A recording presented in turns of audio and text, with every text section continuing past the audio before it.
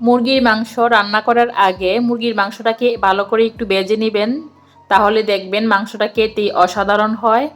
তো আমি মুরগির মাংস রান্না করার জন্য আমি এখানে 1 কেজি পরিমাণ মুরগির মাংস নিয়েছি। মাংসটাকে ভালো করে হালকা লবণ আর হলুদ দিয়ে মেখে নিয়ে বেশি পরিমাণে কড়াইয়ে তেল দিয়ে ভেজে নিচ্ছি।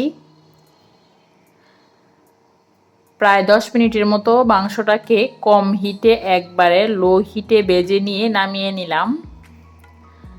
কড়া করে ভেজে নিয়েছি। এবার মাংসটা রান্না করব। তো মাংস রান্না করার জন্য কড়াইয়ে দিয়ে দিচ্ছি পরিমাণ মতো তেল, পেঁয়াজ কুচি, আর এখানে নিয়েছি পেঁয়াজ বাটা, আদা বাটা, রসুন বাটা, পরিমাণ মতো দিয়ে দিচ্ছি সব কিছু। আর আমি মাংসটা যে তেলে ভেজে নিয়েছি ওই তেলটাই আবার ব্যবহার করেছি। আর এখানে দিয়ে দিলাম পরিমাণ মতো জিরা বাটা। এবার সবগুলো মশলা ভালো করে একসঙ্গে কষিয়ে নেব। আবার এর মধ্যে দিয়ে দেব হলুদ আর মরিচ, পরিমাণ মতো লবণ। মুরগির মাংস এভাবে হালকা করে ভেজে নিয়ে রান্না করে খেয়ে দেখবেন অসাধারণ লাগে খেতে।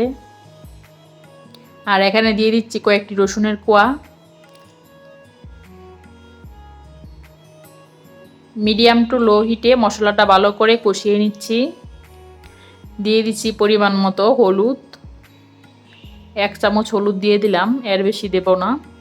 আমি এখানে 1 কেজি পরিমাণ মাংস রান্না করতেছি, আর 1 কেজির পরিমাণ মতো যা যা মশলা লাগে দিয়ে দিচ্ছি। দিয়ে দিলাম মরিচ। এবারে দিয়ে দেব স্বাদ মতো লবণ।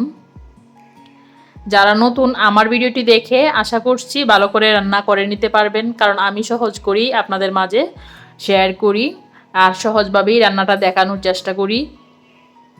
তো পরিমাণ মতো লবণ দিয়ে দিলাম।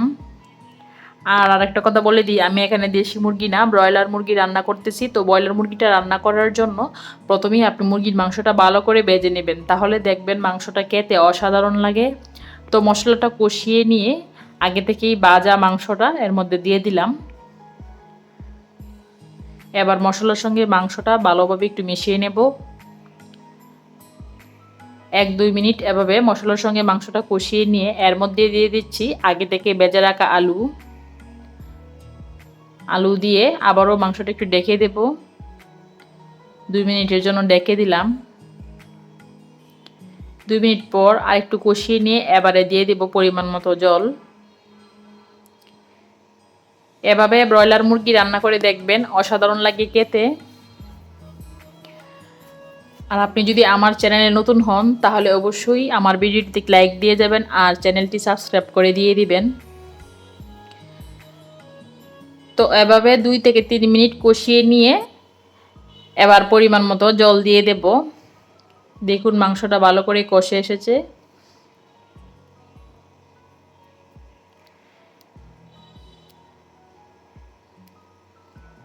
খুব বেশি না, মোটামুটি ঝোল দিয়ে দিলাম।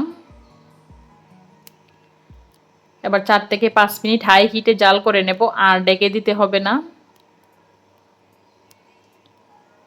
মাংসটা আমি আগে ভেজে নিয়েছি, তারপরে আবার কষিয়ে নিলাম।